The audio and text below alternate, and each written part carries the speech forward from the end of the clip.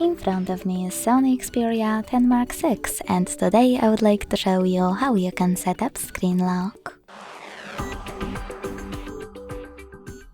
First of all, go into Settings and scroll down to access Security section. Then click on Screen Lock right away and pick one of those options: pattern, PIN or password. Now you get to create it, and to continue, choose Next at the bottom right corner. Then repeat it and hit Confirm. Last but not least, answer this question by choosing one of the available options. How do you want the lock screen to display your notifications? Show all notification content? Show sensitive content only when unlocked?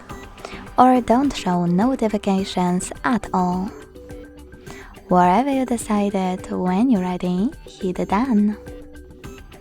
So now when I turn off my screen and switch it back on, icons that pattern is required. Thanks so much for watching. If you enjoyed this video, leave a like, comment and subscribe. Bye!